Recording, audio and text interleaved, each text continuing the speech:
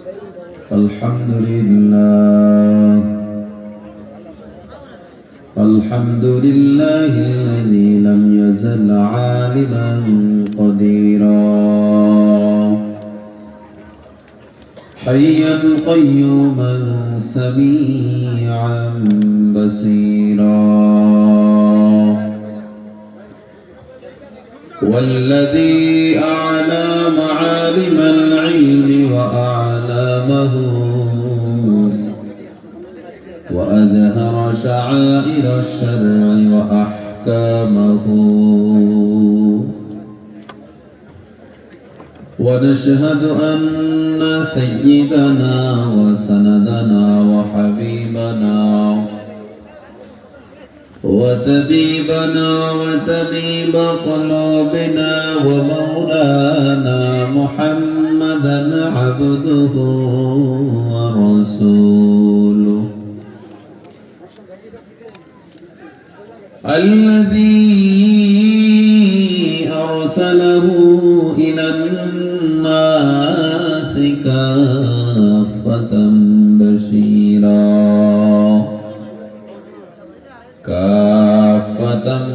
بشيرا ونذيرا وداعيا إلى الله بإذنه وسراجا منيرا أما بعد فأعوذ بالله من الشيطان الرجيم بسم الله الرحمن الرحيم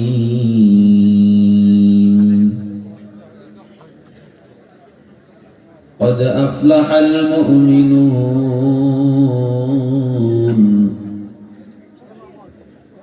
الذين هم في صلاتهم خاشعون والذين هم عن اللغو معرضون صدق الله العظيم. وقال النبي صلى الله عليه وسلم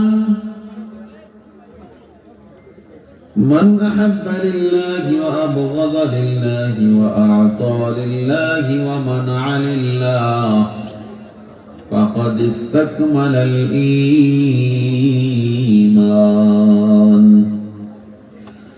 সবাই দুরূদ পড়ি, যেই দুরূদ নামাজে আমরা পড়ি। اللهم صل على محمد وعلى آل محمد كما صليت على إبراهيم وعلى آل إبراهيم إنك حميد مجيد.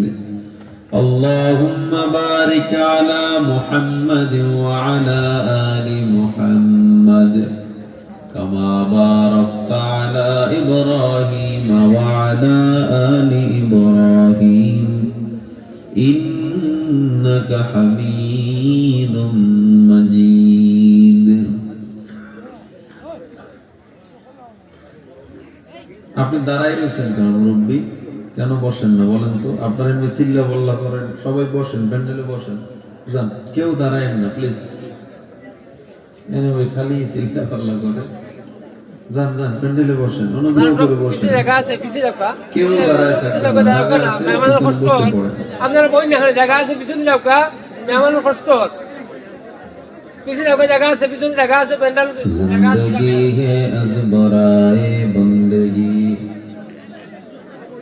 जिंदगी है अज़बराए बंदगी, जिंदगी बे बंदगी शर्मिंदगी, आयुष औशरत के लिए दुनिया नहीं, याद रख तू बंदा है मेहमान ही। ला इलाहा इल्लल्लाह, ला इलाहा इल्लल्लाह, ला इलाहा इल्लल्लाह।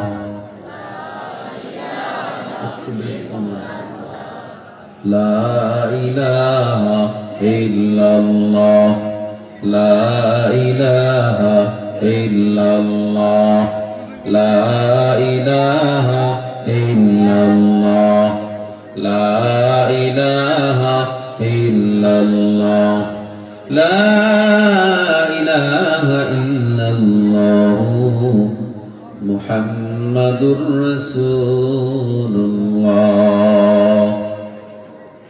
অল্প একটু কইছি এতখানি ঘুমাই লাইছে। আস্তাগফিরুল্লাহ রাব্বি মিন কুল্লি যামবিন ওয়া আতুবু ইলাইহি, লা হাওলা ওয়ালা কুওয়াতা ইল্লা বিল্লাহ, লা হাওলা ওয়ালা কুওয়াতা ইল্লা বিল্লাহিল আলিয়্যিল আযীম। ইসলাহুল মুসলিমিন ঐক্য পরিষদের উদ্যোগে আয়োজিত প্রথম বার্ষিক তাফসীরুল কোরআন মাহফিল, উপস্থিত মাহফিলের সম্মানিত সভাপতি আলহাজ হযরত মাওলানা আব্দুল হক, শাইখুল হাদিস মাওলানা আলতাফুর রহমান, হযরত মাওলানা আব্দুল মুকিত সাহেব, জনাব কায়সার আহমদ খসরু মিয়া সহ উপস্থিত অত্র মাহফিলের অন্যান্য আয়োজক কমিটির সদস্যবৃন্দ, উপস্থিত জাতির মাথার মুকুট কাবিলে সদরে এহতরাম হযরত উলামায়ে কেরাম, সামবারান কমায়েন না, ও দূর দূরান্ত থেকে আগত আল্লাহ পাকের প্রিয় বান্দাগণ, আল্লাহ পাকের দরবারে অসংখ্য অগণিত শুকর আদায় করছি, যিনি আমাদেরকে অত্যন্ত দয়া করে, মায়া করে, ভালোবেসে, ঠান্ডাকে উপেক্ষা করে তার মহব্বতে, দ্বীনের মহব্বতে এখানে আসার তৌফিক দিলেন, কোরআন সুন্নাহ থেকে কিছু কথা শোনার সুযোগ করে দিলেন। আল্লাহ পাকের দরবারে সকলে একবার শুকর আদায় করি আলহামদুলিল্লাহ। শুকর আদায় করলে লাভ না লস? তাহলে জোরে কোন আলহামদুলিল্লাহ। আল্লাহ বলেন লা ইন শাকারতুম লা আযীদান্নাকুম, যদি শুকর আদায় করো আমি আল্লাহ নিয়ামত আরো বাড়ায় দেব। সবাই কোন মান ক্বালা সুবহানাল্লাহ কুতিবাত লাহু 20 হাসানাত। আল্লাহ তাআলা পয়গম্বর বলেন যে একবার সুবহানাল্লাহ বলে আল্লাহ তার আমল নামায় 20টা নেকি লিখে দেন। শুধু কি তাই, বানা লাহু শাজারান ফিল জান্নাহ, আল্লাহ তার জন্য জান্নাতে একটা ফলের গাছ তৈরি করে দেন। এক একটা সুবহানাল্লাহর এত দাম। আজকে আমরা যারা এই ময়দানে আসছি, আল্লাহর অশেষ মেহেরবানি এবং রহমত না থাকলে এখানে আসতে পারতাম না। দ্বীনের কাজ করতে অবশ্যই আল্লাহ তাআলার দয়া ও রহমতের প্রয়োজন হয়। যারা আজকে মাহফিল পেয়ে, বরকতি এই গুনাহ মাফের মজলিস পেয়েও আসতে পারেন নাই, তারা হয়তো অনেক বড় কপাল পোড়া হবে। কারণ আপনাদের ইসলাহুল মুসলিমিন ঐক্য পরিষদের এই মাহফিল প্রতিদিন তো আর হবে না, হবে বছরে একবার। এই সুযোগে উচিত আমাদের আমলের ব্যাটারিকে চার্জ করে নেওয়া, কারণ আমাদের আমল জং ধরে গেছে আমাদের অন্তরের উপরে। খতামাল্লাহু আলা কুলুবিহিম, আল্লাহ অন্তরে মোহর মেরে দিয়েছেন। মনে হচ্ছে নামাজ না পড়তে পড়তে আমাদের অন্তর কালো হয়ে যায়। একটা লোহা যেমন জং ধরে মরিচিকা পড়ে একদম অকেজ হয়ে পড়ে যায়, ব্যবহার না করলে আমাদের অন্তর কলব এরকম জং ধরে আমাদের কলব এখন নষ্ট হয়ে গেছে। আর এই জং পরিষ্কার করার অন্যতম হাতিয়ার হলো আমল, জিকির, আল্লাহ তাআলার নাম। আর এগুলো কিভাবে হয়? এই কলব পরিষ্কার করার জন্য মজলিস কোথায় হয়? বলে এগুলো হয় হলো এই মাহফিল এবং নামাজ, জিকির, তাবলীগের মাধ্যমে, ঠিক না? এজন্য এই কাজগুলো পেয়েও যারা আসতে পারেন নাই, তাদের জন্য আমরা দোয়া করে আল্লাহ তাদেরকেও হেদায়েত দান করেন। যারা আসছেন তারাও আমলের নিয়তে যেন শুনতে পারেন। আল্লাহর দরবারে এই দোয়া করবেন, যেটা শুনবো আল্লাহ তাআলা যেন সঠিকগুলো বক্তা শ্রোতা সবাইকে আমল করার তৌফিক দান করেন। পড়ি আমিন। সূরাতুল মুমিনুন থেকে আজকের আলোচনা হবে। মুমিনদেরকে আল্লাহ তাআলা কিছু ব্যাপারে বিভিন্ন সূরায় মেসেজ দিয়েছেন। চুপ, ঠিক আছে নি? আল্লাহ তাআলা মুমিনদের ব্যাপারে অনেক জায়গায় অনেক গুণ বর্ণনা করেছেন। সূরাতুল মুমিনুনে আল্লাহ তাআলা 1 থেকে 10 আয়াত পর্যন্ত কিছু গুণ বর্ণনা করেছেন। এর মধ্যে আল্লাহ তাআলা 1 নম্বরে বলেন قد أفلح المؤمنون, মুমিনরা সফল হয়েছে, সফল কাম হয়েছে। কোন মুমিনরা? الذين هم في صلاتهم خاشعون, কারা সফল হবে? এইরকম করে করে আল্লাহ তাআলা অনেকগুলো গুণ বর্ণনা করেছেন। এজন্য আল্লাহ তাআলা 1 নম্বরে মুমিনদের গুণ বর্ণনা করতে গিয়ে বলেছেন, যারা নামাজকে খুশু খুজুর সাথে পড়বে, নামাজ পড়বে খুশুর সাথে। খুশু কোনটা, খুজু কোনটা? খুশু খুজুর অনেক লম্বা আলোচনা। তাফসীরে ইবনে কাসির রাইসুল মুফাসসিরিন আল্লামা ইবনে আব্বাস রাদিয়াল্লাহু তাআলা আনহু বলেন, খুশু হলো আমার পুরো শরীরকে আল্লাহর দিকে অবনত করে দেওয়া, সিজদাবনত আমার অঙ্গ প্রত্যঙ্গ। খুজু হলো অন্তরকে অবনত করে দেওয়া, কিসের সাথে? ভীতির সাথে, ভয়ের সাথে। উদাহরণ, যেমন আমরা একটা বাঘ দেখলে যেমন আমরা পুরো নিস্তেজ হয়ে যাই, আমরা যেন আল্লাহ তাআলার সামনে এইভাবে ভীত সন্ত্রস্ত হয়ে দাঁড়াই। কিন্তু আমরা নামাজে দাঁড়াই কি চিন্তা করি? কাজ বাকি রয়েছে, তাড়াতাড়ি নামাজটা শেষ করে দৌড় দিতে হবে। নামাজের মধ্যে দোকানের হিসাব, নামাজের মধ্যে বিল্ডিং এর হিসাব, নামাজের মধ্যে ফসল কতটুকু উঠলো এই হিসাব, নামাজের মধ্যে শুধু হিসাব আর হিসাব। এজন্য কিয়ামতের ময়দানে সহিহ হাদিস পয়গম্বর বলেন, নামাজির নামাজ আল্লাহ চেহারায় ছুঁড়ে মারবেন, রোজাদারের রোজা আল্লাহ চেহারায় ছুঁড়ে মারবেন, দানকারীর দান আল্লাহ চেহারার উপরে ছুঁড়ে মারবেন। সাহাবায়ে কেরাম বলেন, ইয়া রাসূলুল্লাহ, ইয়া হাবিবাল্লাহ, এত কষ্ট করে নামাজ পড়ি, এত কষ্ট করে না খেয়ে রোজা রাখি, আর এই নামাজ আমাদের চেহারায় মারবেন আল্লাহ, এই রোজা আমাদের চেহারায় মারবেন কেন?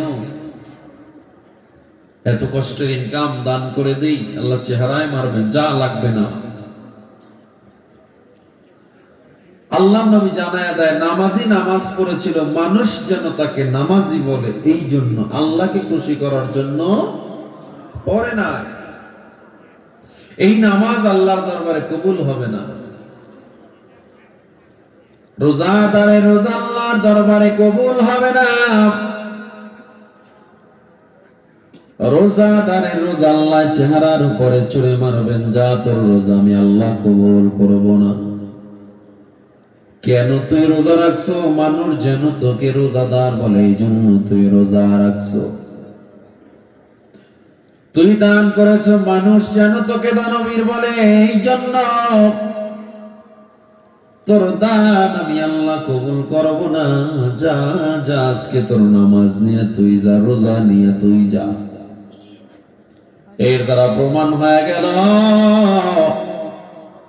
নামাজি তোমার নামাজ হবে আল্লাহর জন্য, রোজা হবে আল্লাহর জন্য, যাকাত হবে আল্লাহর জন্য, তোমার কুরবানি হবে আল্লাহকে খুশি করার জন্য। কোরআন আল্লাহ তাআলা বলেন, হে কুরবানিওয়ালা, তোমার ওই গরু, তোমার ওই বকরি, তোমার ওই খাসি উটের এত কষ্ট করে জবাই দাও, তোমার ওই গোশত রক্ত আমি আল্লাহর দরবারে পৌঁছায় না। আমি আল্লাহর দরবারে পৌঁছায় তোমার তাকওয়া। এই জন্য তোমার কোরবানি হবে আমি আল্লাহর জন্য, তোমার নামাজ হবে আমি আল্লাহর জন্য।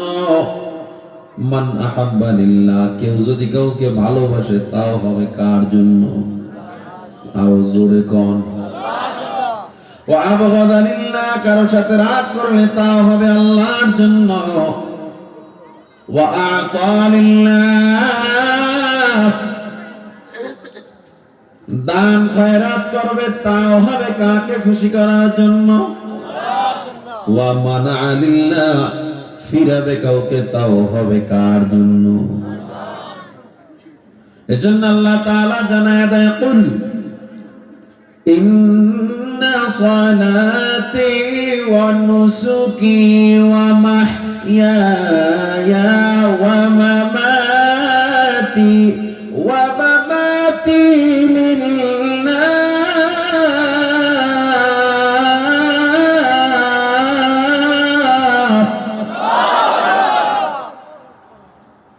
ومحياي ومماتي لله رب العالمين।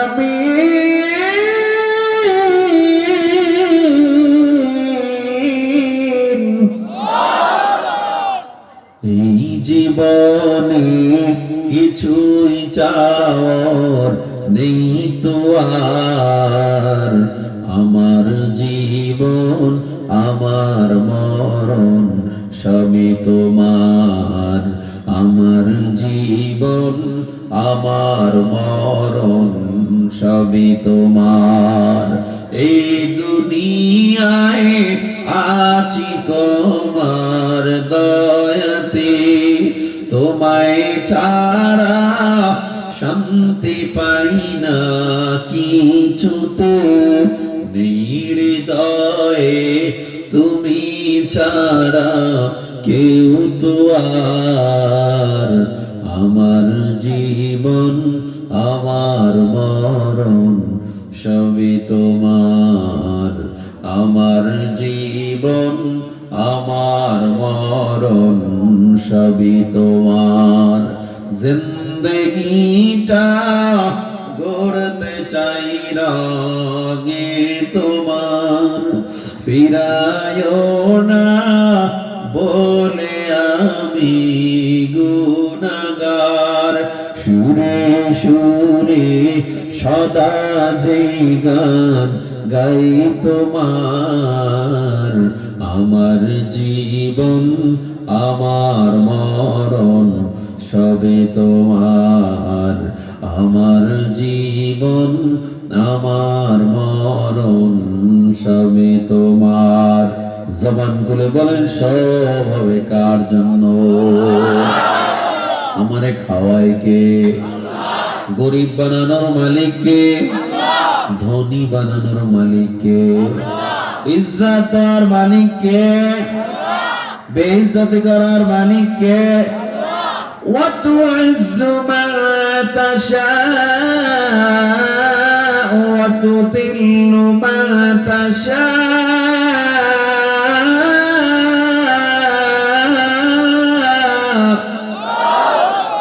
বাদশাকে ফকির বানাও, ফকিরকে আমির বানাও, বাদশাকে ফকির বানাও, ফকিরকে আমির বানাও। মান অপমান কান্না হাসি তোমার হাতে লুকানো, সৃষ্টি যত অবিরত তোমার মায়ায় জড়ানো। না চাহিতে দাও গো তুমি বাঁচার অধিকার, ইচ্ছে হলে আবার তুমি নিতে পারো প্রাণ সবার। তোমার হাতে সব জীবন, তোমার হাতে সব মরণ, তোমার হাতে সব জীবন, তোমার হাতে সব মরণ। ইচ্ছে যদি করো তুমি যায় না যে তা ফেরানো, সৃষ্টি যত অবিরত তোমার মায়ায় জড়ানো। দৃষ্টি মোদের যায় যত দূর, দুনিয়ায় ক্ষমতার চেয়ার পরিবর্তন হয়, ওই ধনীরে মাটিতে নেয় আল্লাহ, মাটির মানুষটাকে ধনী বানায়, ক্ষমতাওয়ালাকে মাটিতে মিশা দেয়, মাটিতে মিশানেওয়ালা, জেল জুলুম অত্যাচার করনেওয়ালা যারা ছিল জেলে দিল, যারা তারা নাই, জেলে ঢুকছে যারা তারা সম্মানের সাথে বেঁচে আছে। ঠিক কিনা জোরে বলেন? এই জন্য দুনিয়ায় কোন মানুষ চাইলেই কোন মানুষকে বেইজ্জতি করতে পারে না। ইউসুফ আলাইহিস সালামকে জুলাইখা নিজে অপকর্মের জন্য উদ্বুদ্ধ করার পর ইউসুফ নবী গুনাহ থেকে বাঁচার জন্য দৌড় দিল, কিন্তু আজিজে মিসরের কাছে জুলাইখা বলল, ইউসুফ আমার উপরে অত্যাচার করলো, অপকর্মের জন্য আমাকে জোর জবরদস্তি করলো।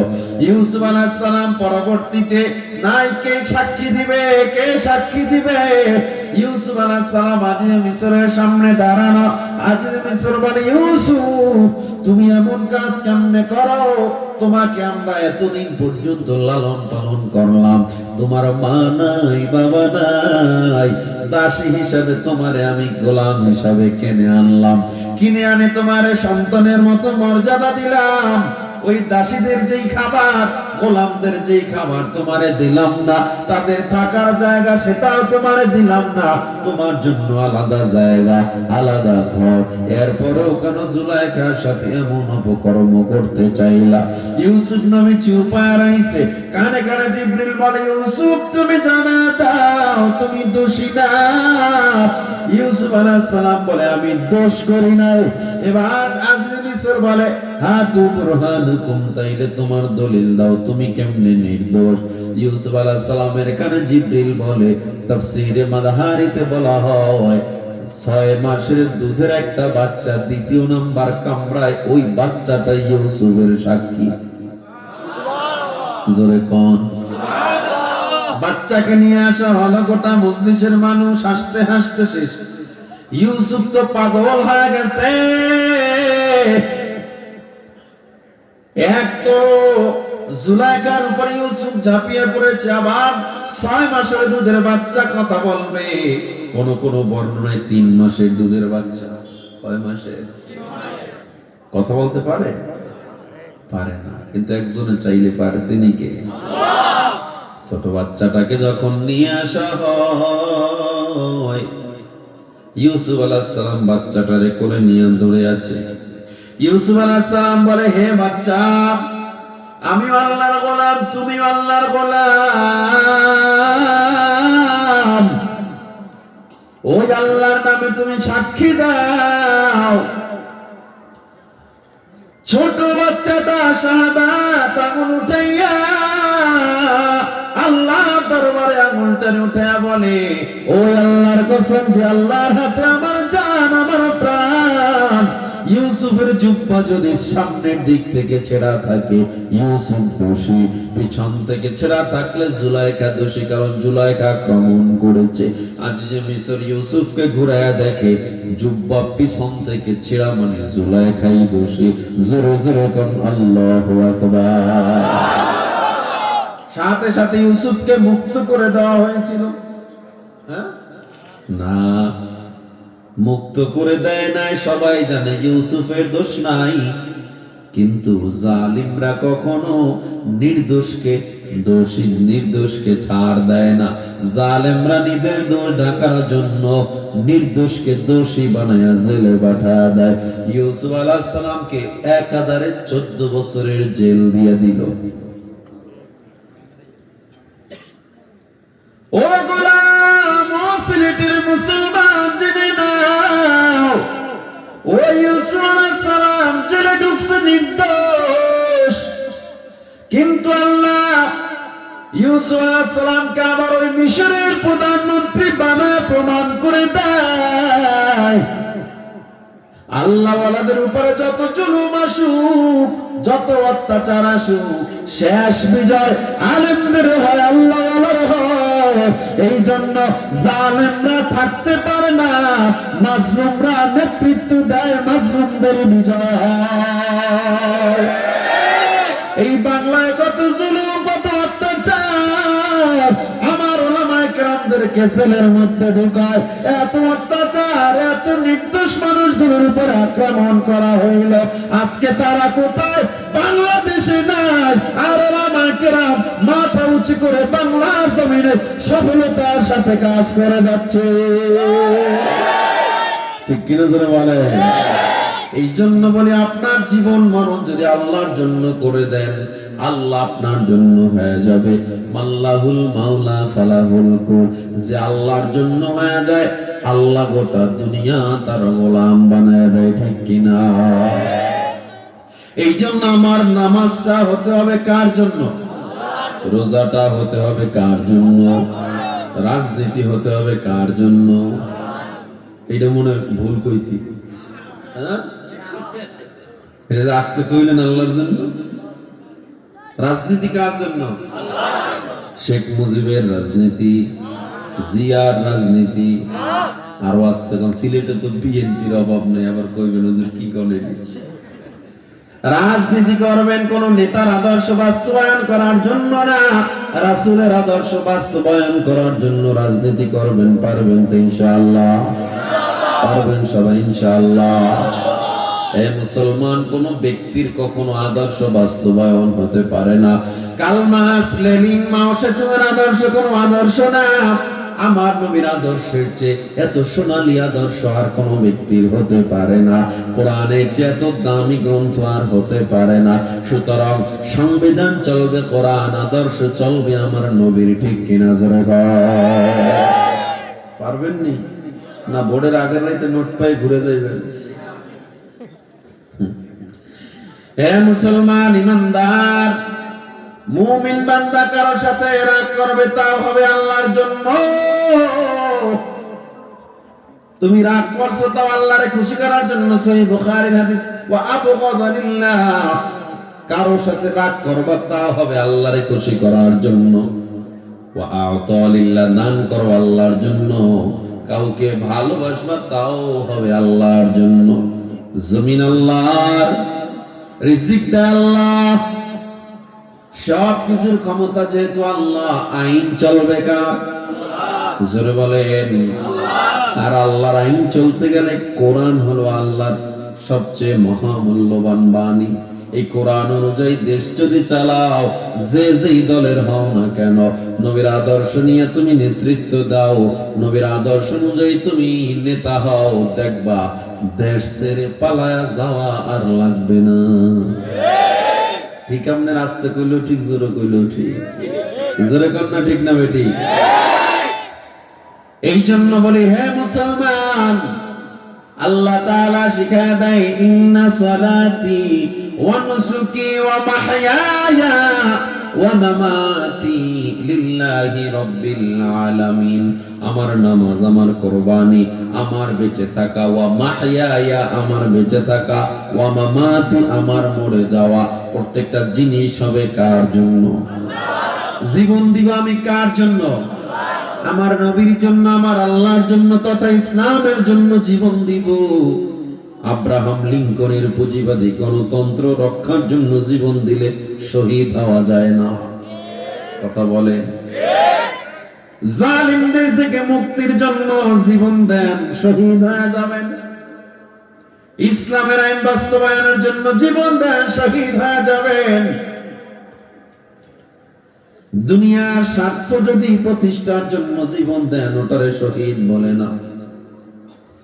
অনেকে দুনিয়ার নেতার জন্য জীবন দিয়ে দিছে, এটাকে শহীদ বলা যায় না। নেতার জন্য, দলের জন্য জীবন দিছে। জীবন দিতে হবে মানুষের হক প্রতিষ্ঠা করার জন্য, ইসলাম প্রতিষ্ঠা করার জন্য। তাহলে দেখবেন এই জীবন দেওয়ার মধ্যে অমরত্ব লুকিয়ে আছে, এই জীবন দেওয়ার মধ্যে সার্থকতা লুকিয়ে আছে। এজন্য আমি মনে করব, ওয়া মাহইয়ায়া আমার জীবন, আমার বেঁচে থাকা, ওয়া মামাতি আমার মরে যাওয়া, সব হবে কার জন্য? আল্লাহ তাআলা বলে, ওই মানুষ, ওই মুমিনরা সফল হয়ে গেছে।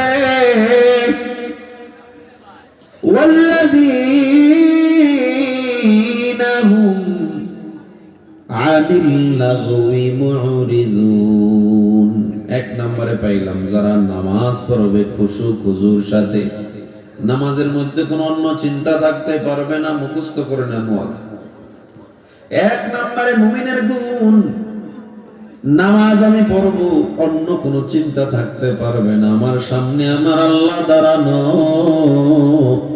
আমার ডানে জান্নাত, বামে জাহান্নাম, পিছনে আজরাইল।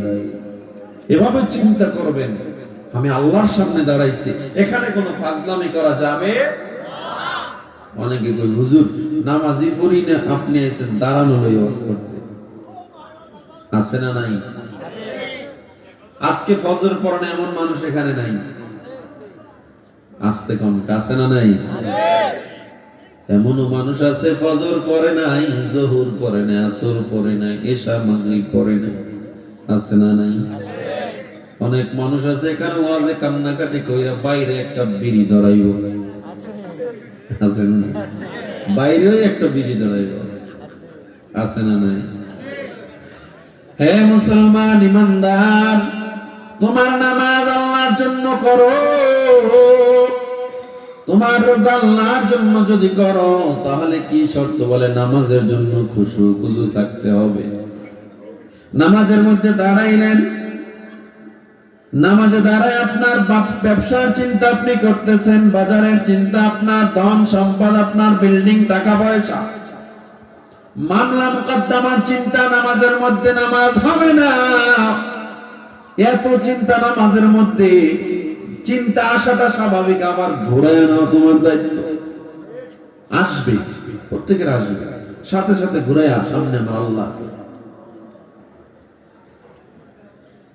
হোঁচটকে পড়ে যাওয়া দোষের নয়, পইরা যে দাঁড়াইতেছেন না, চিল্লাইতেছে, শুয়ে শুয়ে কাঁদতেছে, আমার কেউ ধরো।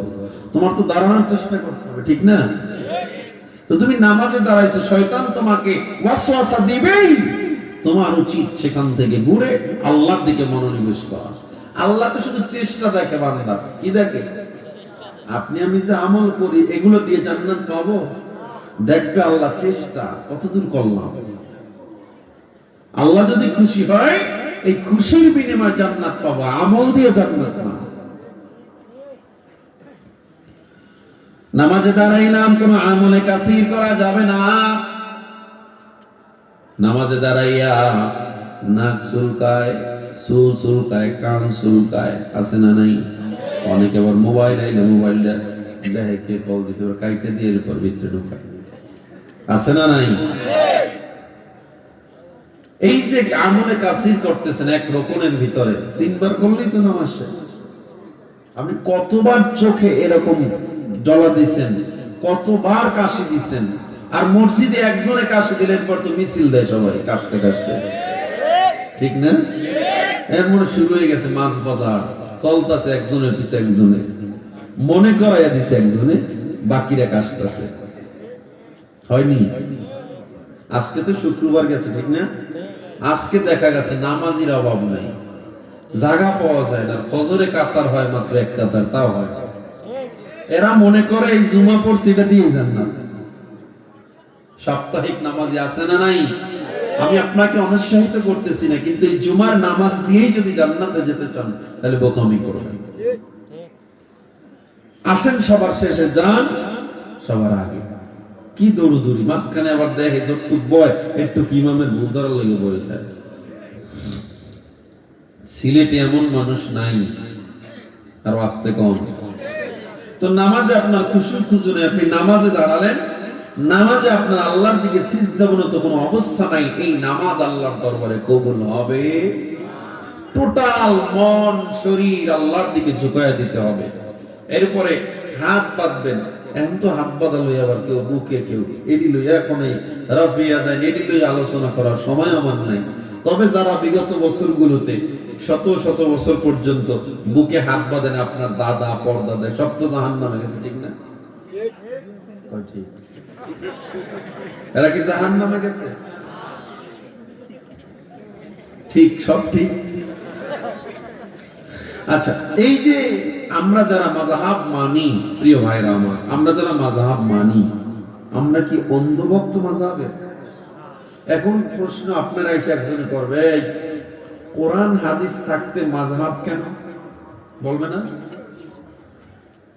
আমি প্রশ্ন যদি এই মাঠে করি, কোরআন হাদিস থাকতে মাহফিল কেন?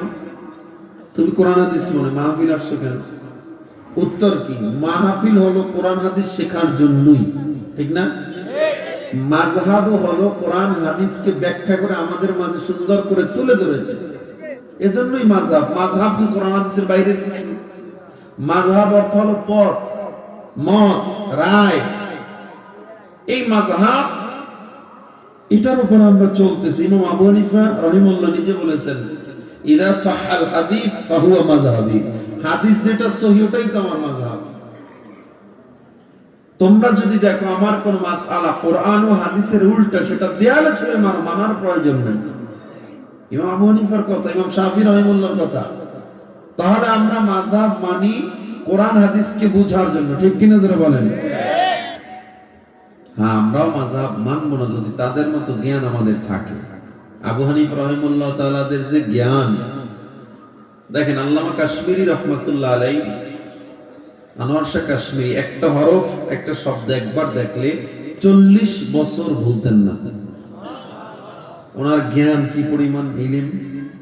ওনাকে ছাত্ররা একদিন প্রশ্ন করে, হুজুর আপনি কেন ইমাম আবু হানিফার মাযহাব মানতেছেন? আপনি তো নিজেই মাযহাব, আপনি তো সব বুঝেন, আপনি তো নিজেই পারেন কোন হাদিস সহিহ, যায়েফ, মুরসাল, মুনকাতে, হাদিসের রাওই সব আপনার মুখস্থ, আসমাউর রিজাল, আহওয়াল রিজাল সব আপনার মুখস্থ, আপনি কেন আবু হানিফার দেওয়া মত অনুযায়ী চলতেছেন?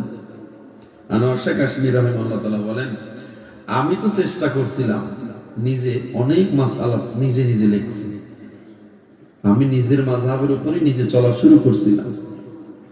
পরে লেখে টেকে দেখি যা আমি মাসআলা লিখছি কোরআন হাদিস দিয়ে বাইর করে এগুলো সব আবু হানিফা রাহমাতুল্লাহ লিখে গেছে। তাহলে আমি কি লিখবো? তারা এমন ভাবে আমাদের সামনে সমাধান তুলে দিয়ে গিয়েছেন। আবু হানিফা রাহমাতুল্লাহ, ইমাম শাফি, ইমাম মালিক, ইমাম হাম্বল। দেখেন ডক্টর জাকির নায়েক সাহেব প্রথম কিছু লেকচারে এই মাযহাবের অসঙ্গতি বলেছিল, পরবর্তীতে তিনিও ভালো করে রিসার্চ করে তার কয়েকটা ভলিউম আছে, আপনারা দেখে নিন মাযহাব সম্পর্কে জাকির নায়েকের মতামত, এটা লিখে সার্চ দিয়ে দেখেন। তিনি বলছে ইমাম আবু হানিফার মতো জ্ঞানী ব্যক্তি এবং ইমামদের মতো ওইরকম জ্ঞান নিয়ে কোনো ব্যক্তি আগামী শত হাজার শতাব্দীতেও আসার সম্ভাবনা নাই, এবং তাদের মতো জ্ঞান, এরকম জ্ঞান পিছনের যুগেও কারো ছিল না। তারা কোরআন হাদিসকে এত সুন্দর করে উপস্থাপন করেছে যে তাদের মত অনুযায়ী চললেই কোরআন হাদিস অনুযায়ী চলানো। তাহলে আমরা যারা বুকে হাত বাঁধি না, আমাদের নামাজ হয় না। আপনারা তো বুকে হাত বাঁধার, নাভির নিচে হাত বাঁধালে ঝগড়া করেন। ওমানে তো দেখে আসলাম হাতই বাঁধে না, খার সাইডে দিয়ে খাড়াই রয়েছে, আর আপনারা বাঁধালো ভিডিও করেন। এরা তো সাইডে দিয়ে খাড়াই রয়েছে, হাম্বলি মাযহাব কত। যাই হোক, সর্বোপরি কথা হলো এই দ্বন্দ্ব করে আমাদের ইমানের ঠিক নাই, সুন্নতের ঠিক নাই, বুকে হাত বাঁধা, নাভির নিচে হাত বাঁধা নিয়ে দ্বন্দ্ব করি। এদিকে বেঈমানরা নবীরে গালি দেয়, দেশ বেঈমানরা লুটে নিয়ে যায়, খবর নাই। ওলামায়ে কেরাম যখন জেলে যায়, একসাথে সব আমেরিকা যখন আঘাত করবে, একসাথে বোম মারবে, যে কওমিয়ালার উপরে পড়বে বোম, না সবার উপরে পড়বে। তাইলে ইমানের প্রশ্নে, আকীদার প্রশ্নে তো সবাই আমরা এক। আকীদার যাতে যাদের মিল নেই আকীদার সাথে, তাদের সাথে আমাদের কোনো মিল নাই, তারা বাদ। কিন্তু আকীদা যাদের এক, যারা আল্লাহকে মানি, রাসূলকে মানি, নামাজের ক্ষেত্রেও আমরা সর্বোচ্চ সবসময় সহিহ হাদিস লক্ষ্য করি, তাহলে কেন নতুন করে ফিতনা তৈরি করে, বিতর্ক তৈরি করে এরপরে বলতে হবে বুকে বাঁধো? কেন বলতে হবে? নাহু, সরফ, বালাগাত, ফাসাহাত, মানতিক, ইলমুল কালাম, ইলমুল মানি, এই সব জ্ঞান যদি পরিপূর্ণ থাকে, তখন নিজে নিজে কোরআন হাদিস রিসার্চ করতে পারবেন যে আসলে এটার মধ্যে কি। এছাড়া এত বড় সাহস দেখানোর মতো আলেম পৃথিবীতে নাই। এত বড় বড় আলেম, আল্লামা, এরাও মাযহাব মানতেছে। পুরো বিশ্বে সব মানুষ মাযহাব মানতেছে। সব ঝামেলায় পড়লো বাংলাদেশে। আল্লাহ সহিহ বুঝ দান করেন। তাইলে আমরা হাত বাঁধবো, হাত বাঁধার পর এরপরে চুলকানি, মাথা চুলকানো, চোখ চুলকানো, ঘাড় চুলকানো, এই সমস্ত আমলে কাসির করলে আমাদের নামাজ হবে। এক রকমে 3 বার করলেই শেষ, এগুলো মাথায় রাখেন। আজীবন নামাজ পড়লেন, নামাজের মধ্যে আপনার খুশু বুঝু নেই, এই নামাজ আল্লাহর দরবারে কবুল হওয়া বড় কঠিন ব্যাপার। এই জন্য বলি মুসলমান, নামাজের মধ্যে খুশু যদি না থাকে আল্লাহর দরবারে নামাজ কবুল হওয়ার সম্ভাবনা নাই। দ্বিতীয় নাম্বার আল্লাহ তাআলা বলেছেন ওয়াল্লাযীনা হুম আনিল লাগওয়ি মুরিদুন, মুমিনের দ্বিতীয় নাম্বার গুণ তারা অনর্থক কথাবার্তা থেকে হেফাজত থাকবে। আমাদের সমাজে অনর্থক কথাবার্তা, ফাও কথার কোনো অভাব নাই, ঠিক কিনা জোরে বলেন? কোনো কাজ নাই, দোকানে বসে বসে গীবত করতেছে। এই গীবত আবার কয়েক প্রকারের হয়। একজনে গীবত শুরু করলে 10 জনে কয়, ও যুবক তুমি গীবত করতেছো, যার নামে গীবত করতেছো ওর সব সওয়াবগুলো, ওর সব গুনাহগুলো তোমার আমলনামায় নিতেছো, তোমার সওয়াবগুলো তার আমলনামায় দিতেছো। খুশ নাই? অনর্থক কথাবার্তা, মান কাতুরা কালামুহু কাতুরা খাতাউহু, যে বেশি কথা বলে তার ভুল বেশি হয়। আল্লাহর নবী বলে তোমরা আমাকে দুইটা জিনিসের গ্যারান্টি দাও, আমি তোমাকে জান্নাতের গ্যারান্টি দিয়ে দিব। দুইটা জিনিসের গ্যারান্টি দাও, আমি তোমাকে জান্নাতের গ্যারান্টি দিয়ে দিব। এক নাম্বার গ্যারান্টি দাও, দুই ঠোঁটের মধ্যখানের জায়গা তুমি হেফাজত করবা, দুই রানের মধ্যখানের জায়গা তুমি হেফাজত করবা। অর্থাৎ জিহ্বা আর লজ্জাস্থান যদি তুমি হেফাজত করতে পারো, আমি নবী তোমাকে জান্নাতের গ্যারান্টি দিয়ে দিলাম। তাইলে আমার জিহ্বা দ্বারা বেশি গুনাহ হয়, আমার লজ্জাস্থান দ্বারা বেশি গুনাহ হয়। পরকীয়া, জিনা, এত গুনাহ সমাজে এরিয়মানের মতো ছড়ায় গেছে। এই যত গুনাহ জিহ্বা থেকে সাপ্লাই হয়, লজ্জাস্থানের কারণে সাপ্লাই হয়। এজন্য নবী বলে যারা দুইটা স্থান হেফাজত করবে, আমি তাদেরকে জান্নাতের গ্যারান্টি দিয়ে দিলাম। জোরে কোন সুবহানাল্লাহ। والذين هم لفروجهم حافظون, মুমিনের 3 নাম্বার গুণের জন্য আল্লাহ তাআলা বলেছে যারা লজ্জাস্থান হেফাজত করবে। والذين هم للزكاة فاعلون, যারা যাকাতে সক্রিয় থাকবে, যাকাত দিবে।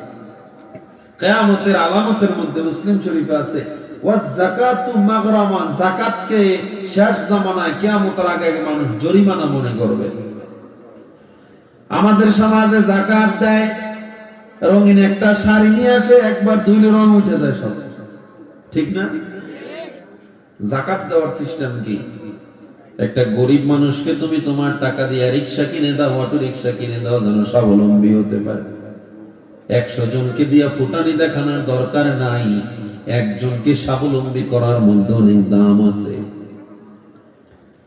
সবাইকে দিলে কার উপকার হয় না, একজনকে দিলে তার উপকার হয়, আবার আরেকজনকে আরেকজন দিবে, ঠিক না? এভাবেই তো স্বাবলম্বী করতে হবে। এই বাংলায় যদি সব ধনীরা যাকাত দিত, আমি কসম করে বলতে পারি বাংলার ফুটপাতে আর গরিব ঘুমানো লাগতো না। ও মুসলমান ইমানদার, ধনীরা যাকাত দেয় না, এটা কিয়ামতের আলামত। দোয়া করেন রাষ্ট্রীয় ব্যবস্থাপনায় যদি ইসলাম চলে যায়, ওই মিডল ইস্টের মতো ব্যাংক অ্যাকাউন্ট থেকে অটোমেটিক যাকাতের টাকা আরেক ফান্ডে জমা হয়ে যাবে। ইসলামের মজাই তো বুঝে না মানুষ, খেলাফতের মজাটাই বুঝে না। চোরের হাতে দেশ দিয়ে থই খালি 53 বছর ধরে এত ডলা, এত ঘষা খাইছে, এরপরও ঠিক হয় না, এরপরও ঠিক হয় না। ক্ষমতা আমার আগে একটা টুপি ঠাস এরকম লাগায় জোরে, এবার তসবি একটা হাতে নেয়, বক্তব্য দেয়, এই আল্লাহর ওলির ভোট দিতেই হইব। আর ধর্ম ব্যবসা আমরা করি, ধর্ম ব্যবসা এরা করে যারা নতুন করে কয়দিনের জন্য টুপি লাগায়। ঠিক আপনার আসতে কইলেও ঠিক, জোরে কইলেও ঠিক। ক্ষমতায় আসার আগে ভাষণ তাদের মাছ মাতানো, একটি গমের কোনাও মেরে খাবে না কখনো। ক্ষমতায় আসার পরে চিনে না সে মানুষ কারা, ঠিক নেই? ক্ষমতায় আসার পরে চিনি না সে মানুষ কারা, স্বার্থ হাসিল হলেও এখন কার ডাকে কে দিবে সারা। মোরা চাই দেশের ভিতর শুধু নেতা নয় যে নীতির বদল, তবেই বনবে দেশের ঘরে ঘরে সুখের ফসল। এসো তাই ঘুরে ফেলি নাস্তিকতার দেয়াল ঘেরা, এসো তাই ঘুরে ফেলি গণতন্ত্রের দেয়াল ঘেরা। হবে না শান্তি দেশে ইসলামেরই শাসন ছাড়া, হবে না শান্তি দেশে কোরআনেরই শাসন ছাড়া। দেশটা নয় তো কারো বাপের ভিটা, করবে মন চাহিলেই যখন যেটা। দেশটা নয় তো কারো বাপের ভিটা, করবে মন চাহিলেই যখন যেটা। দেশটা লক্ষ নয় ইজ্জতেরই দামে কেনা, মাটিতে মিশে আছে লাখ শহীদের রক্ত কণা। শহীদের রক্তের দামে কেনা মোদের সোনার ভিটা, শহীদের রক্তের দামে কেনা মোদের সোনার ভিটা। তবে কেন অভ্যাস হলো বিদেশিদের চরণ চাটা। দেশটা নয়তো কারো বাপের ভিটা, করবে মন চাহিলেই যখন যেটা। এদেশের মাটি থেকে গন্ধ আসে ওই কালেমার, এদেশের আকাশ ছুঁয়ে রয় দাঁড়িয়ে কত মিনার। আজানের সুরে সুর জীবন যাদের গড়ে ওঠা, আজানের সুরে সুরে জীবন যাদের গড়ে ওঠা। সে দেশে আজকে কেন নাস্তিকতার ঘনা ঘটা, ঠিক না? ক্ষমতার আগে এসে একটা বুলি দিয়ে দেয়, তোমার সব মগজ গলায় হয়ে যায়। নির্বাচন করে চেয়ারম্যানে নির্বাচন, মেম্বারে নির্বাচন, টাকা খোয়ায় 50 লাখ। বেতন হবে চেয়ারম্যান হইলে বেতন হইল 12,000, মেম্বার হইলে বেতন হবে 6,000। 50 লাখ কই উড়াইব করতে? তোমার পকেট থেকে। ওই ভোটের আগের রাত্রে নোট পায় কি খুশি, অথচ জানে না এই নোট কয়দিন পর সে নিতে যাবে। হে মুসলমান, অনেকে আবার চিন্তা করে হুজুর কোরআন হাদিসের মাহফিলে রাজনীতির আলোচনা করতেছেন কেন? আমি বলবো কোরআন হাদিসের মাহফিলে রাজনীতির আলোচনা করি না, এই কোরআন রাজনীতির বাইরে কোনো কথা কোরআনে নাই। কোরআনের যেই পৃষ্ঠা উল্টাবেন দেখবেন কোনো না কোনো দিক থেকে রাজনীতি আছে। আপনারা তো রাজনীতি মানে বুঝেন চুরি করা, রাজনীতি মানে চুরি করা না। রাজনীতি মানেই হলো জনগণের শান্তির ব্যবস্থাপনা করা। রাজনীতি মানে ইসলামী শাসন ব্যবস্থা কায়েম করে মানুষের হকগুলো পৌঁছে দেওয়া, যথাযথভাবে বন্টন করা। আল্লাহ নবী নিজে রাষ্ট্রনেতা ছিলেন কিনা? হযরত ওমর এইরকম 56,000 বর্গ মাইল দেশ চালায় নাই। হযরত ওমর অর্ধ পৃথিবী শাসন করেছেন, অর্ধ পৃথিবী শাসন করেছেন যিনি ধুলি তক্তে বসি। খেজুরের পাতা প্রসাদ তাহার বারে বারে গেছে খুশি। বলেছেন হযরতে রাসূল শেষ পয়গম্বর, আমার পরে কেউ যদি নবী হইতো হতো আমার সাহাবী ওমর। হে মুসলমান, আল্লাহ বলে সব গুনাহ ক্ষমা করব, মানুষের হক যারা নষ্ট করছো ক্ষমা করব না। আর মানুষের হক নষ্ট যেহেতু এত মারাত্মক গুনাহ, আমরা এই গুনার ব্যাপারে মানুষকে সতর্ক করবে, এটা আলেমের দায়িত্ব। আর হক নষ্টের ব্যাপারে আলোচনা করতে গেলে বাংলাদেশে বেশি হক নষ্ট করে রাজনৈতিক নেতারা, এই জন্যই আলোচনা করতে হয়। বুঝেন না? আপনাদেরকে সচেতন করা আমার জন্য ফরজ।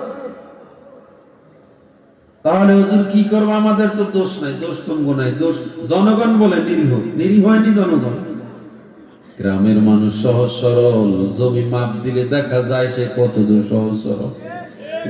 জমি মাপতে গেলে ওরে গালাগালি রে, 1 ইঞ্চি জমি নেও না আমার থেকে। এ আমার যুবক ভাই, ও আমার মুরব্বী বাবারা, এই জন্য বলি সব জায়গায় যদি শান্তি চাও কোরআনের আলো ছড়া দাও। পারিবারিক জীবনে শান্তি চাও, নবীর আদর্শ ছাড়া শান্তি নাই। রাজনৈতিক জীবনে শান্তি চাও, নবীর আদর্শ মেনে নাও। তুমি যদি তোমার অর্থনৈতিক জীবন ব্যবস্থাপনা সুন্দর করতে চাও, ব্যবসায় যদি তুমি সফল হতে চাও, নবীজি দেখানো পথে ব্যবসা করো, দেখবা সফল হয়ে যাবা। ও আমার যুবক, অনেকে বলে কোরআন পড়ে লাভ নাই, কোরআন পড়ে লাভ নাই।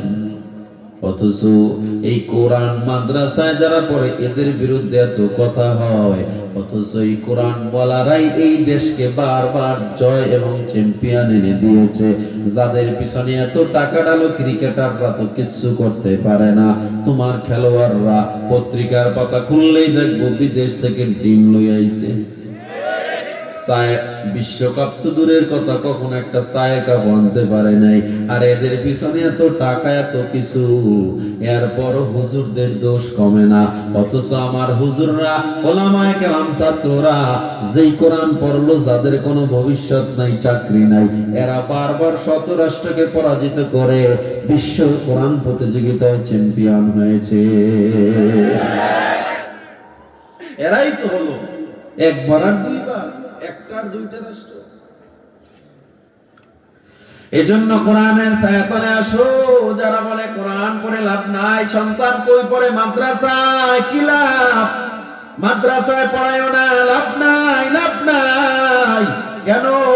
মাদ্রাসায় পড়ে আরবি শিখবে আর কোনো জ্ঞান শিখবে না। আমি বলি মাদ্রাসায় শুধু আরবি পড়ানো হয়, আর কিছু মনে হয় পড়ানো হয় না? হ্যাঁ না, ওদিকে বাদ দিলাম। এখন তো সমাজ বিজ্ঞান, ভূগোল সব পড়া, ইংলিশ। এই কোরআন যে পড়ে, এই কোরআনের মধ্যে আর কিছু নাই আরবি ছাড়া। কসমোলজি বিদ্যা, অ্যাস্ট্রোলজি, বায়োলজি, জিওলজি, ফিজিক্সের জ্ঞান, পদার্থ বিজ্ঞান, মহাকাশ বিজ্ঞান সব কোরআনে আছে। কি নাই কোরআন? হয় কোরআন পড়ে গেলে আরবি মাথা ডুলায়, হুজুররা আর কিছু বুঝে না। হে মুসলমান ইমানদার, তোমার উচিত ছিল নিজে কোরআন পড়া, সন্তানকে কোরআন পড়ানো। মাদ্রাসায় পড়ো বাধা নাই, স্কুলে পড়ো বাধা নাই, কলেজে পড়ো, তোমাকে বাধা আমি দিব না। কিন্তু স্কুলে পড়ে কলেজে পড়ে যদি প্রভুর পরিচয় না পাও, ওই স্কুলে পড়ে তোমার জন্য কোনো লাভ নাই। যেই জ্ঞান তোমাকে প্রভুর পরিচয় পর্যন্ত নিয়ে যেতে পারলো না, যেই জ্ঞান তোমাকে আল্লাহর পরিচয় দিল না, ওই জ্ঞান আহরণ করে কোনো লাভ নাই। এই জ্ঞান আহরণ করবা, যা করবা কোনো লাভ নাই। হে মুসলমান, স্কুলে পড়ো, তাও কোরআনকে মাইনাস করে স্কুলে পড়লে লাভ হবে না। কোরআনে শিক্ষা লাগবে কি লাগবে না? এই কোরআন এমন গ্রন্থ, ঋগ্বেদ, গীতা, বাইবেল, রামায়ণ রিসার্চ করে মুসলমান বেঈমান হয় না। কোরআন রিসার্চ করে কোটি কোটি বেঈমান কালেমা পড়ে মুসলমান হয়ে গেল। 1450 বছর হয়ে গেল, আজ পর্যন্ত কোরআনের একটা ভুল কেউ বের করতে পারে না। আমার আল্লাহ তাআলা যে চ্যালেঞ্জ করে দিয়েছে, যালিকাল কিতাবু লা রাইবা ফীহি হুদাল লিল মুত্তাকিন। আল্লাহ বলছে কোরআনে কোনো সন্দেহ নাই, একটা সন্দেহ, একটা ভুল আজ পর্যন্ত কেউ বের করতে পারে নাই। ও যুবক, বিজ্ঞান যেগুলো এখন আবিষ্কার করতেছে, কোরআনে আল্লাহ আরো আগে সব আবিষ্কার করে রেখে দিয়েছে। এত আবিষ্কার, এত বিজ্ঞান, যাই আবিষ্কার হয়েছে কেন? এই পৃথিবী ভরা এত আবিষ্কার, এত টেকনোলজি, যা কিছু আছে, কোরআনের চেয়ে মহা আবিষ্কার আর একটাও নাই। কোরআন এমন গ্রন্থ, মনে হবে প্রত্যেক যুগে যুগে কোরআন মনে হয় এই যুগের জন্যই নাজিল হয়েছে। এই কালামে জিন্দা কোরআনে হাকিম, হিকমতে উলা ইয়াজালাস্ত কদিম, জামিউল ইলমি ফিল কোরআনে হাকিম, তাকাসারাত আনহু আফহামুর রিজালি, বখা কোরআন কালামুল্লাহ বসানো, কদিমাস্তি কদিমাস্তি নইনো। এটা পুরাতন পুরাতন, কিন্তু নতুন নতুন। এটা পুরাতন, মনে হবে যেন নতুন। এজন্য কোরআনে যে আধুনিক কোন বই, কোন গ্রন্থ নাই। নবীর চেয়ে মডার্ন কোন ব্যক্তি নাই, ইসলামের চেয়ে আধুনিক কোন ধর্ম নাই। যারা পশ্চিমা সভ্যতায় পাগল, যারা ওয়েস্টার্ন কালচারের প্রেমে পড়ে তোমার পোশাকটারে নবীর মতো বানাইতে পারো নাই, তোমার জন্য আফসোস, বড় আফসোস। তুমি ওই দিন বুঝবা যেদিন তোমার আর সময় থাকবে না। ও আমার যুবক, ও বৃদ্ধ বাবা আমার, জামিউল উলুমে কোরআনকে কেন বলা হয়? কারণ কোরআন হলো ইলমের ফ্যাক্টরি। যা বিদ্যা, যা কিছু পৃথিবীতে আছে সবার আগে আল্লাহ কোরআনে নিয়ে রাখছে। চাঁদের নিচের কোনো আলো নাই, সূর্যের থেকে চাঁদ আলো নেয়। এই বিজ্ঞান মাত্র 200 বছর আগে আবিষ্কার করেছে আমার আল্লাহ তাআলা। 1500 বছর আগে সূরা ফুরকানের 61 নম্বর আয়াতে আবিষ্কার করে রাইখা দিয়েছেন। সুবহানাল্লাহ। আসে না? তাবারাকাল্লাযী জাআলা ফিস সামাই বুরুজা جعل في السماء بروجا وجعل فيها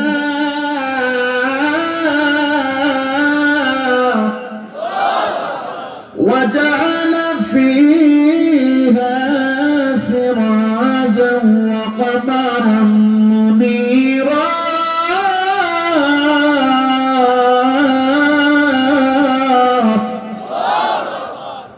চন্দ্র সূর্যের কক্ষপথ আবিষ্কার করেছে। চাঁদের পথ একটা, সূর্যের পথ একটা। চন্দ্র সূর্যের যে কক্ষপথ বিজ্ঞান আবিষ্কার করেছে 150 বছর আগে, মাত্র 150 বছর আগে আল্লাহ তাআলা সূরা আম্বিয়া 33 নম্বর আয়াতে আরো 1000 বছর আগে বলে দিয়েছেন। তাহলে কোরআন বড় বিজ্ঞান, কোরআন সবচেয়ে বড় টেকনোলজি, ঠিক কিনা জোরে বলেন? বিজ্ঞান আবিষ্কার করে কোরআনকে কখনো নির্দিষ্ট কোন গ্রন্থ বলা যাবে না, এটা যে এই বিজ্ঞানী কিতাব এটা বলা যাবে না। কোরআনে সব জ্ঞান আল্লাহ দিয়ে রাখছেন। পিঁপড়া বিদ্যা বিজ্ঞান আবিষ্কার করছে 88 বছর আগে। পিঁপড়া বিদ্যা বুঝেন? মানব সুলভ চলাচল পিঁপড়াদের মধ্যে আছে, মারামারিও আছে। মারামারি করলে আবার বিচার ব্যবস্থা আছে পিঁপড়াদের মধ্যে, বুঝেননি? পিঁপড়াদের মধ্যে আবার প্রধানমন্ত্রী আছে, বিচারপতি আছে, এক একজনের কামরা এক একটা আলাদা। পিঁপড়াদের মধ্যে সড়ক যোগাযোগ মন্ত্রণালয় আছে। এরা ব্রিজ বানায় ছোট ছোট ডালপালা দিয়া, অন্য পিঁপড়া যেন চলতে পারে। পিঁপড়াদের মধ্যে আবার এই জ্ঞানটুকু আছে, এক বাসা থেকে আরেক বাসায় বেড়াতে যায়, খালি হাতে যায় না, মিষ্টান্ন নিয়ে যায়। সুবহানাল্লাহ। পিঁপড়াদের মধ্যে এত জ্ঞান আল্লাহ দিয়েছে।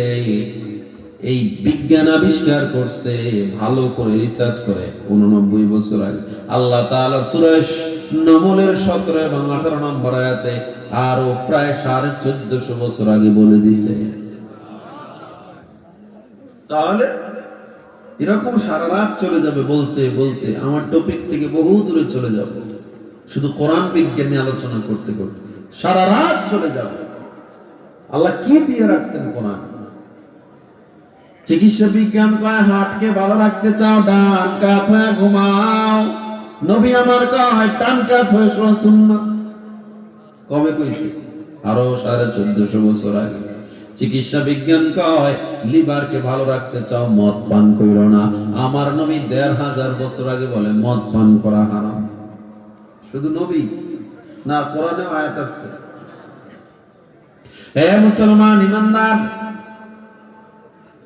বিজ্ঞান কয় পাকস্থলী ভালো রাখতে চাও, খবরদার শুকরের গোশত খাও না।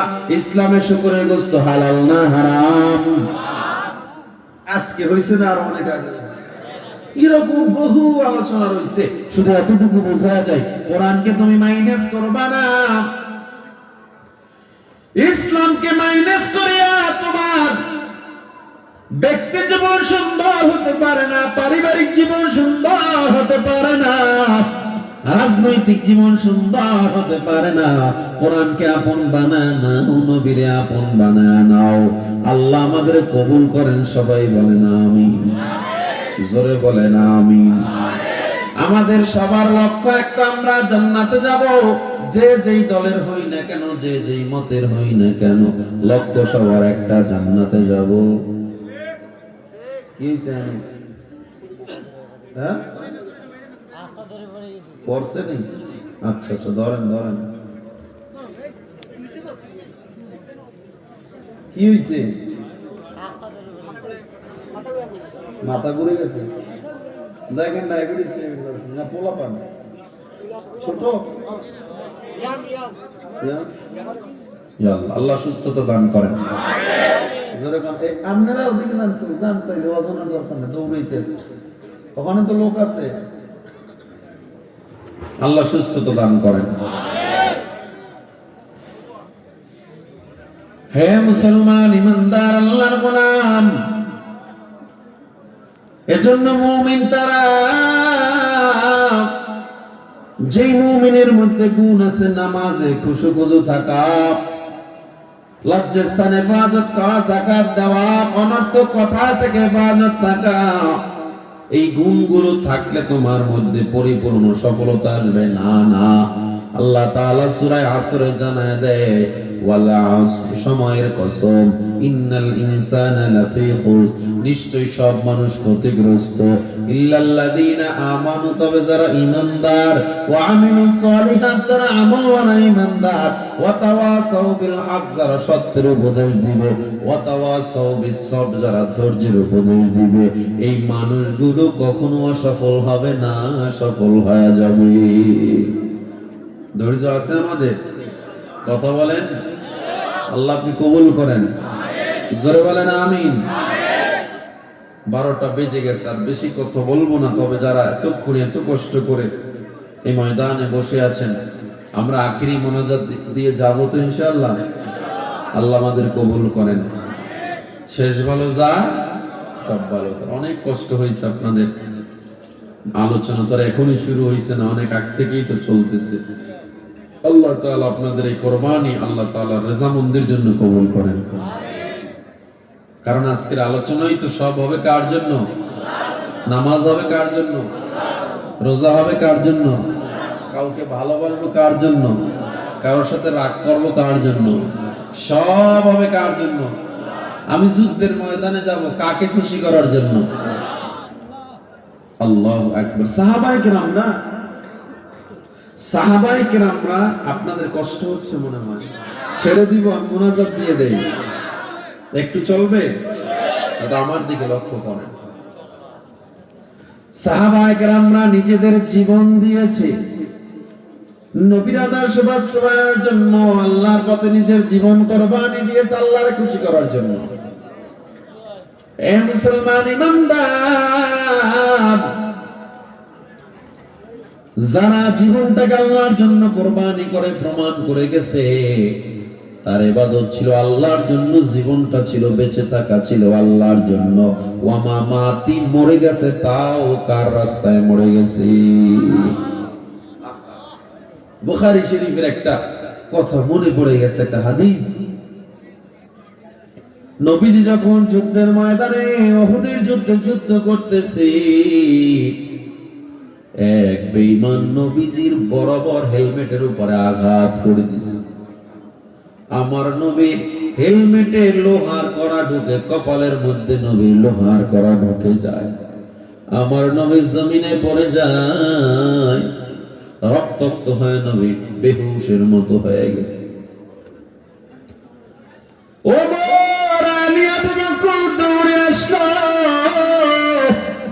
আমার নবীর যারা কান্দে, ও মায়া নবী আমার, আপনার কিচ্ছু হবে না, আপনার যদি কিছু হয় এই ওমর কিন্তু আর বাঁচবে না। নবীরে জড়াইয়া হযরত ওমর নিজের উরুর উপরে নবীরে রাখছে, মাথাটা রাইখা নিজের দাঁত দিয়া নবীর ওই লোহার কড়াটা যখন টান দিছে, ওমরের দুইটা কাঁচা দাঁত ভেঙে জমিনে পড়ে গেছে।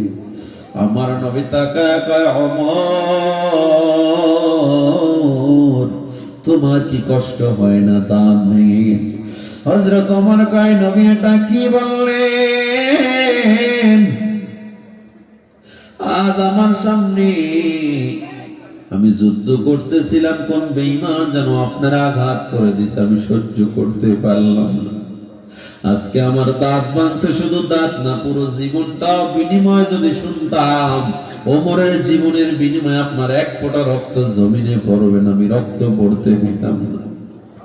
ও নবী, আর আপনি বলেন আমার দাঁত ভাঙায় কষ্ট, আমার কষ্ট এখানে, আপনি কেন অসুস্থ? কারণ আপনার গায়ের চেহারা রক্ত আমি ওমর সহ্য করতে পারি না। আমার নবী কয়, ওমর জলদি ময়দানে নেমে যাও। ওমর, আলী, আবু বকর ময়দানে নেমে যাও, এখানে থাকা লাগবে না।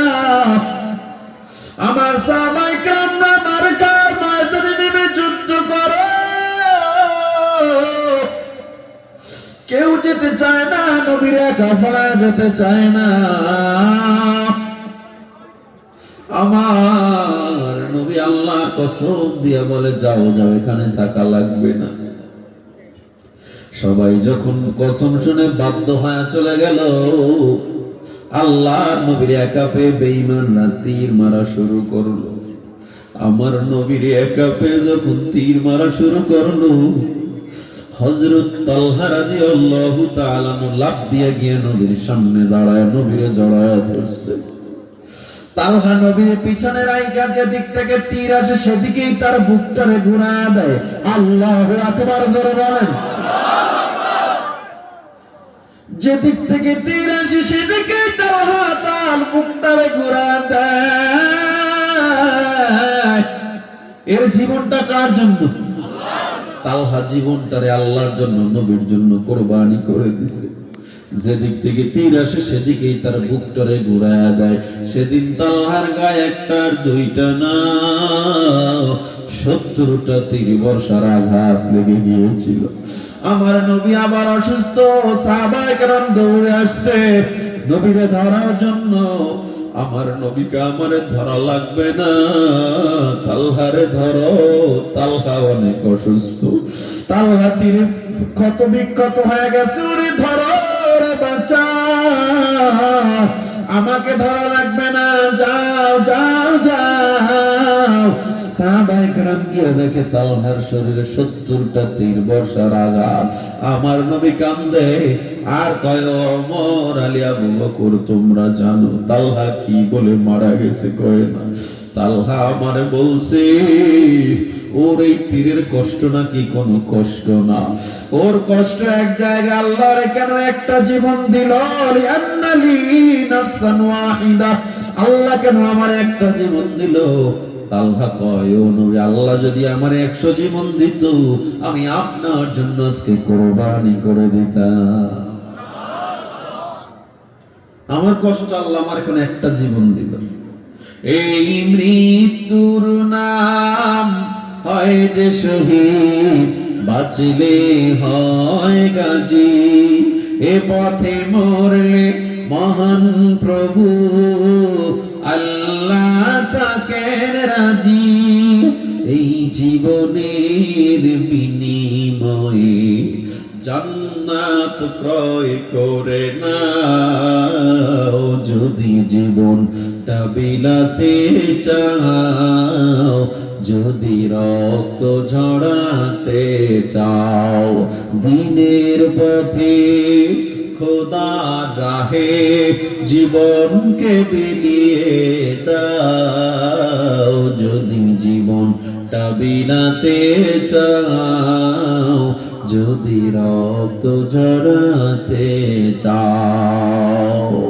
ওই ঘরের কোণে বসে মরার দাম তো নেই কোনো, খানকা ছেড়ে বাইরে এসো, বাতিলকে আঘাত হানো, ময়দানেতে লড়াই করে শহীদি খেতাবটা নাও, যদি জীবনটা বিলাতে চাও, যদি রক্ত ঝরাতে চাও, দিনের পথে খোদার রাহে জীবনকে বিলিয়ে দাও, যদি জীবনটা বিলাতে চাও, যদি রক্ত ঝরাতে চাও। তলহার শরীরে যখন তীরে ক্ষত বিক্ষত হয়ে রইছে, একটা মানুষ একটা তীরের আঘাতে দাঁড়াতে পারে না, 70টা তীর বর্ষর আঘাত নিয়ে তলহা দাঁড়ানো। আমার নবী হঠাৎ করে তলহা কাঁধে উঠাইয়া ফেলছে। আমার নবী তলহার কানের কাছে মুখটারে আস্তে আস্তে নিয়ে কয়, তলহা রে, একটা তীরের আঘাতে মানুষ দাঁড়াইতে পারে না, তুমি আমারে কাঁধে আবার লইছো 70 তীর বর্ষার আঘাত নিয়ে। কই যাও? তলহা কয়, নবী আপনারা নিয়ে উহুদের পাহাড়ের মাথায় চলে যাব।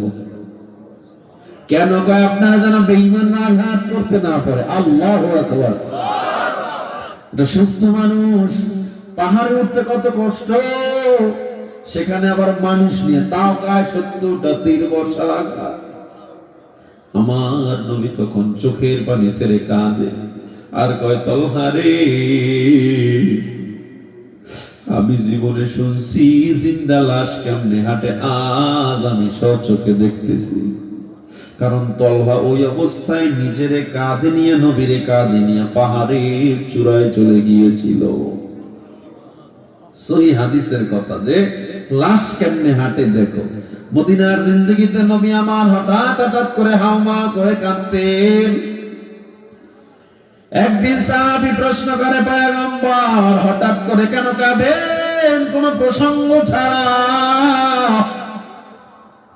আমার নবী ডেকে বলে, আমি প্রসঙ্গ ছাড়া কাঁদি না, আমার তলহার কথা যখন মনে পড়ে যায় আমি চোখের পানি ধরে আর রাখতে পারি না। ও সাহাবী, তোমরা কি জানো আমি কেন কাঁদি? কারণ ওই উহুদের ময়দানে তলহা একা হাঁটা যায় না, সেখানে আমার কাঁধে করে তীর গায়ের মধ্যে অবস্থায় পাহাড়ের উপরে চলে গিয়েছিল। এই সময়কার নবী আমার একটা জীবন, এই জন্য আমার খারাপ লাগে। এটারই বলে আল্লাহর জন্য নিবেদন, জীবন দিয়ে দেওয়া। ওই যে সাদ রাদিয়াল্লাহু তাআলা আনহু নতুন বিবির কাছে নবী পাঠাইছে, সাদ যায় না।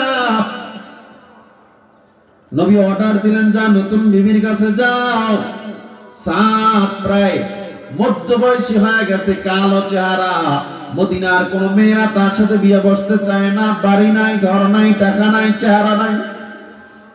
কিন্তু আমার নবী মদিনার সর্বশ্রেষ্ঠ নেতা আব্দুর রহমান ইবনুল ওয়াহ্হাবের মেয়ে সর্বশ্রেষ্ঠ সুন্দরী ছিল। এর চেয়ে বড় ফ্যামিলি মদিনায় কোনটা ছিল না। আমার নবী নিজে সেই ফ্যামিলির সাথে সাদকে বিয়ে পড়ায় দিয়েছে। বিয়ে পড়ানোর সময় নবী কয়, সাদ মহারানা কত?